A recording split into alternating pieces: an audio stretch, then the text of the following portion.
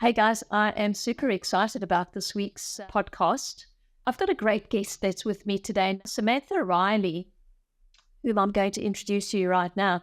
Sam's not an expert in commercial by any stretch of the imagination, but Sam is an expert in podcasts, and Sam runs 4 various different podcasts on various different topics. And we just got chatting. I said, "Hey Sam, you've got an interest in real estate. Why don't you join me on the podcast? You're an expert at podcasts, and I think I know a thing or two about commercial real estate. Teach me about podcasts and I'll teach you about real estate or commercial real estate." So Sam's joining me today, and Sam is going to lead us off with a couple of questions. Hello, Sam, and welcome. Mish, thank you so much for inviting me. I think that this is so perfect because very selfishly, I'm going to get to learn from the expert about commercial real estate investing. I love investing, but know nothing about commercial real estate. So I think this is going to be a beautiful blended conversation. And hopefully, from the perspective of me not knowing, hopefully I can ask you some questions that's going to help other people to really understand commercial real estate. And, you've got so much value to share. And I'm really looking forward to this. And today we're going to be talking about one of the greatest opportunities that is available in commercial real estate investing right now. What's putting the real estate market under pressure, and, what's happening post-COVID, because there's some things that are going on that is really having this amazing opportunity that you're going to share today. Well, Sam, I must say it's really lovely speaking to you, because when I speak commercial real estate, I kind of imagine that everybody knows everything about it, and, right? And often people say to me, "Mish, what are you talking about? Can you speak our language?" So it's really great that you've offered to join me on this podcast. And yeah, let's drill down a little bit and see where it goes. Let's dive in. Now, I did mention just then that there's a really great opportunity, but let's explain why this opportunity has come about. And that part of this opportunity comes down to migration. Can you take us through what has happened in regards to migration in the last 12 months and the area that has got a lot of potential and why? Okay, so I'm not a migration expert by any means of the topic. However, we do like to follow a couple of statistics and follow migration. And I happened to receive an article that I was really interested in seeing what's happening in migration. And do you know that Australia has taken in 518,000 people through 2022 to 2023? That's the largest intake of migration that Australia has done. Most of these are ever. As apparently so. Wow. They used to trailing around about 350,000, and I should know that because I used to be one of them. But yeah, so as a result of that, there's a lot of controversy around it, because it's put our already under pressure market for housing under even more pressure for housing. And as you know, as a knock-on effect, there's pressure under housing, which puts commerce under housing, which puts commercial housing, and puts industrial, under pressure, because it's a matter of supply and demand. Absolutely. So yeah, it's not affected all states though, has it? Look, it's affected most states. However, I'd say that Queensland's probably been the sweetheart of the country. And over the last 12 months, Queensland has had most of the population of Australia's moving population has moved to Queensland. So we're looking at a growth of about 32,600 people due to interstate arrivals, let alone international arrivals. Okay, so I think what happened after COVID was Queensland was probably one of the most lenient states at the time. And the minute the borders opened, man, there was just such a rush. And it hasn't stopped. Absolutely. Going. So there've been a couple of other states that are growing pretty closely behind Queensland. Western Australia, funny enough, has been very attractive. And I think, again, probably foreign migrants moving into Western Australia, and due to the resources that they're offering. Interestingly enough, New South Wales has actually experienced a loss. So sorry, New South Wales. You guys are going backwards. However, your property is not going backwards. So it's a very interesting statistic. That properties in New South Wales are still on the increase, while there's been a more of migration. And I think what's happened is New South Wales is probably just sitting at where it was. But again, Queensland has been the sweetheart, so most of the migration is moving, and it's particularly interstate that's moving into Queensland. Yeah. So can you talk us through how that migration, I mean, this is pretty obvious that migration is going to be putting pressure on real estate, but how is it affecting the market over and above the housing demand and the prices? Look, it's obvious that with so many people coming into the state, there's an absolute housing shortage. We all know that. I mean, there are far more people that are living in temporary accommodation, that are living in cheaper accommodation as a result of that. You know, you've got things like caravan parks that are suddenly taken off, and you've got campsites that are suddenly taking off, and it's the land value that has become so valuable. And as a knock-on effect, what's happening to those properties is because their land values become so incredibly valuable, then capacity is 100% full constantly. It's cheap accommodation for not only migrants to come in, but for people who can't afford or cannot find low entry sort of accommodation. And as a result of that, the land becomes more valuable. The owners of the land are now looking at, we've seen quite a lot of movement in this space as a commercial asset, selling off those spaces. A lot of those properties are in prime position to build commercial properties in, you know, to build resi-mercials where you've got commercial at the bottom and residential upstairs. So they're fetching a good high price and record high prices on caravan parks, campsites, all those kind of, we're seeing quite a lot of that movement in the market. And as a result of that, wherever you have residential going in, you have a knock-on effect where they need to have services. So they need retail, you know, you need offices, you need hairdressers, you need, you know, distribution centers, you need industrial, for instance. You need to have the industrial in order to build. You know, you need to have the industrial where you've got your tradies are housing their tools and their equipment in order to build the residential. So you've got that good blend of supply and demand. Yeah, perfect. All right, so there's more people coming in. Can you talk a little to the building industry? Like how much are people moving into residential real estate that's already built, that's already established, compared to building new properties? A very interesting question, because what's happening at the moment is you got a lot of Greenfield release. So there's a lot more property that has been land banked for many years that is now being released. For instance, you've got West Caboolture, which is that building 70,000 homes in there. And as a knock-on effect of that, you need the commercial to support the number of people. You need resources. You need services to be going in there. You need schools and supplies. Interestingly, the market, the total market coverage between 24 and predicted 25 has been that the private sector is actually building more so than other construction activities. And what I mean by that is government is actually not building that. What's happening is people are buying land and house packages, and or construction companies are building residential homes. So you can go along and say, I want that home on that block of land. Okay, and that's private money. That is all private money that's going into that.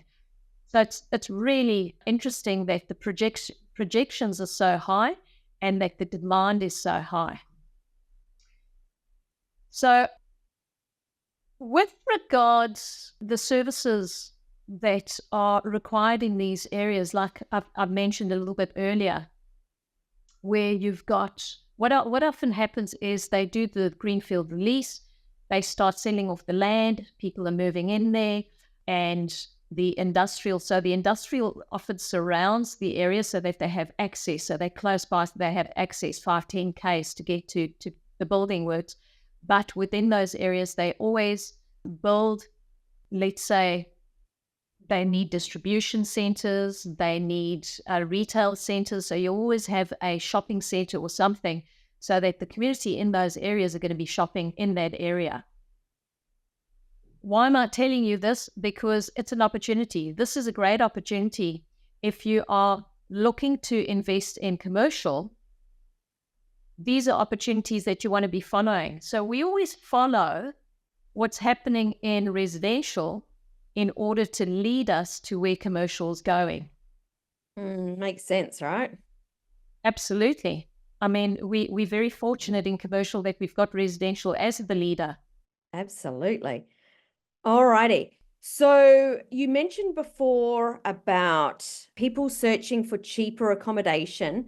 What's the trend with caravan parks and pubs? Is there a knock-on effect or pressure on the property market? And also, what's the opportunities, or is there?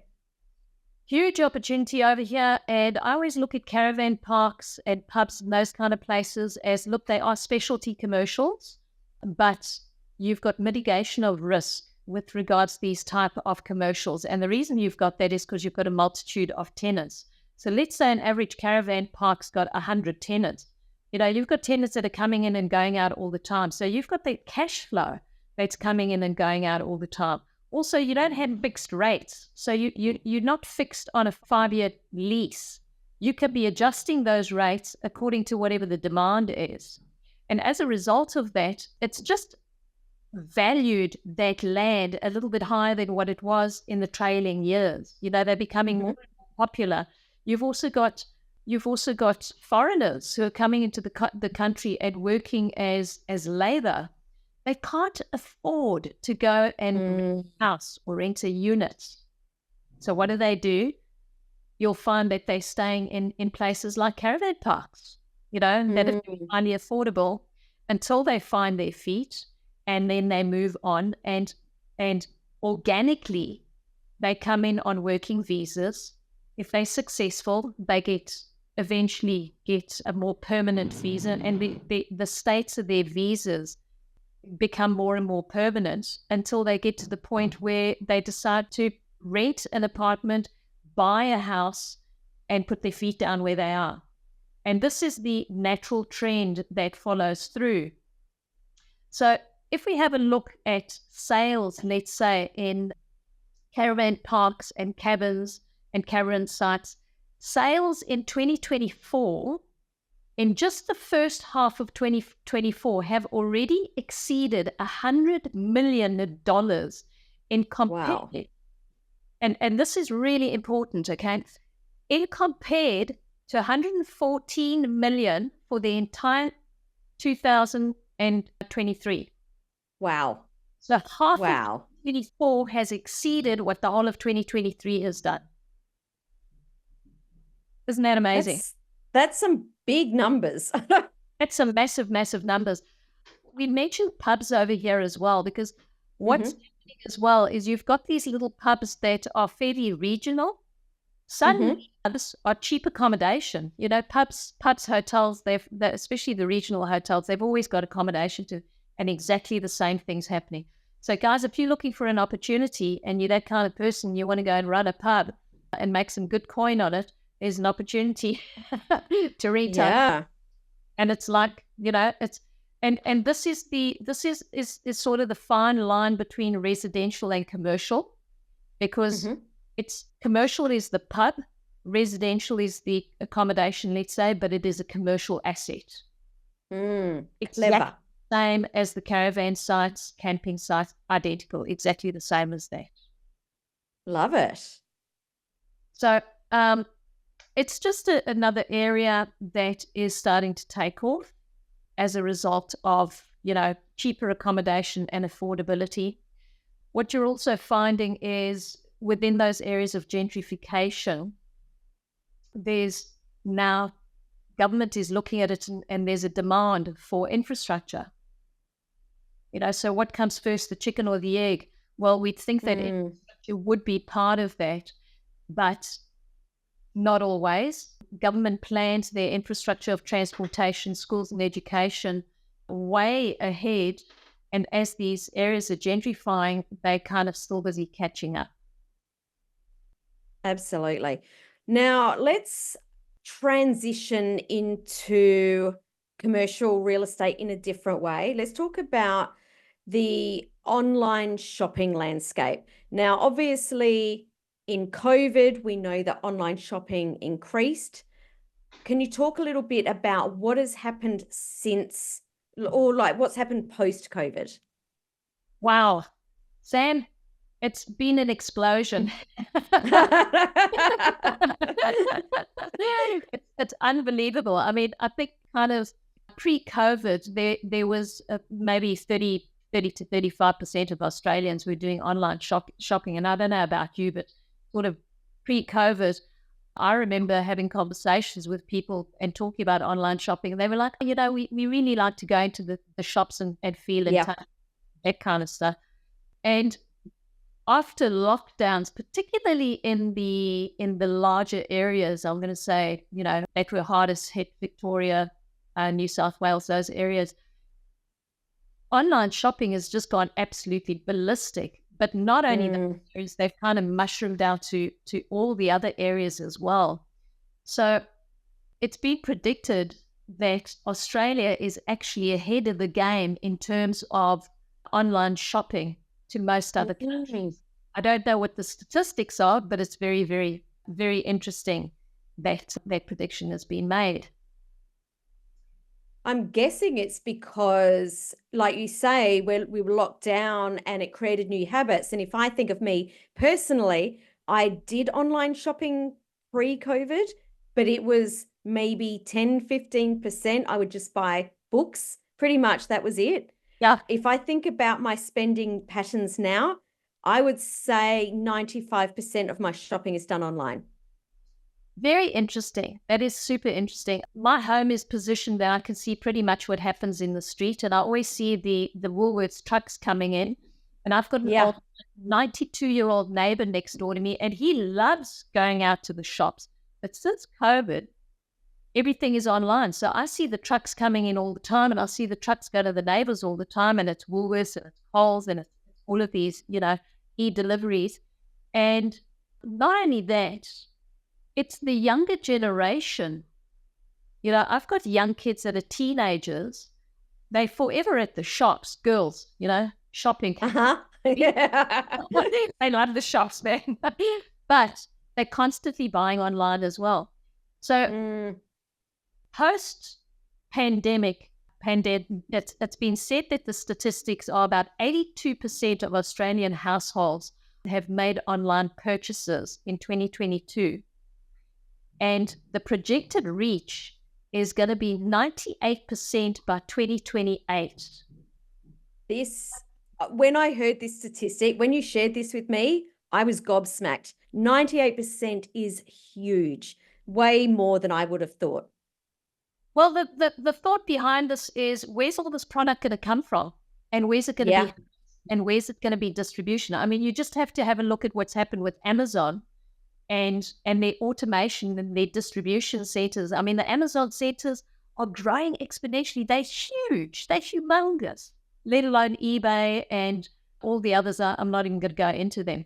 But now, what does that tell you? These are all distribution centers, and these go from the huge Amazons right down to makeup, distribution, who doesn't need, let's say, 2,000 or 20,000 square meters of industrial.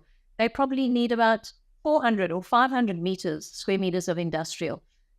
So the opportunity is that if we look at these projections of 98% by 2028, that is giving you a huge opportunity over here. This is screaming out at us, moving into commerce, moving into properties that are going to give you that distribution ability, types of properties that are going to give you that distribution ability is way to go. I'd love you to share the future predictions in relation to like really breaking down the numbers. We're talking really big increases, percentage increases. What does this mean for how much more industrial and distribution space do we need?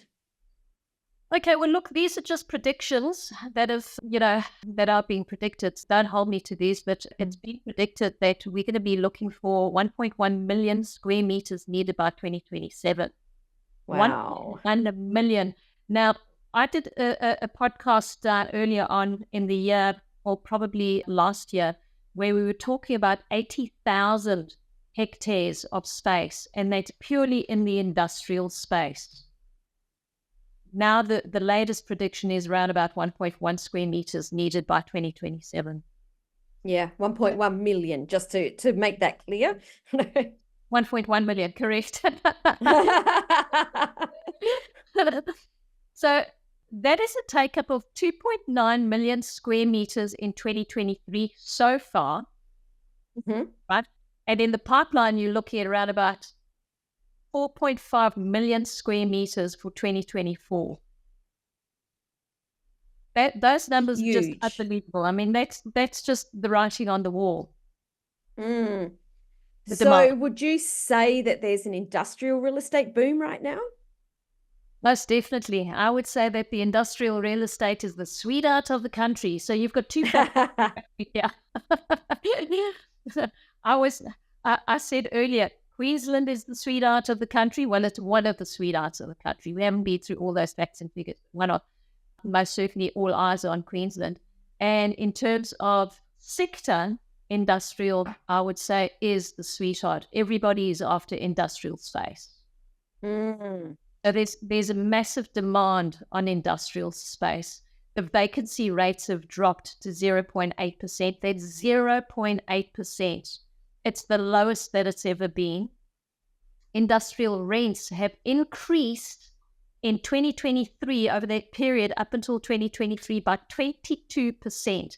So your rentals that you were getting in 2022, if you've lost your tenant and you've got industrial space, you can be slapping on 22%. Obviously, it depends where you are in the country, but most strong cities, strong sectors are going to be running at 22% plus in that industrial sector. I love this so much. So if people are listening to this and getting really excited, what investment opportunities or what are the things that they need to look out for? Look, Sam, it's, supply and demand. So I'd most definitely be going for those better quality assets in high moving areas. I don't think I'd be going into the cheaper spaces or the slower moving spaces. It allows you, knowing what the future holds, if you've just got a little slither of insight of where it's going, it gives you that opportunity to buy now at the current rate of what they are, because you know that those rates are going to be going up exponentially. You know that you want to be buying in areas where you're aiming for lower vacancy rates, so 3 to 5% preferably. Places where you're getting market growth, so in areas that are fairly land constraints. So don't be buying in areas that has got a lot of land and space around it. So it's fairly tightly held. You probably pay a little bit more, but as I say, you know what? Pay a little bit more right now because it really is going to be worth your while. And then we always at properties with exit strategies, properties that have got the potential to add value, to add a mezzanine, to modernize the property. If the property is not too old, to close in a hard stand and rent that out as rentable space. So those are the kinds of opportunities that you want to be looking at currently in the industrial sector. So you've talked a little bit about sort of what's happening now and in the very short, looking for in the short runway. What about the long-term outlook?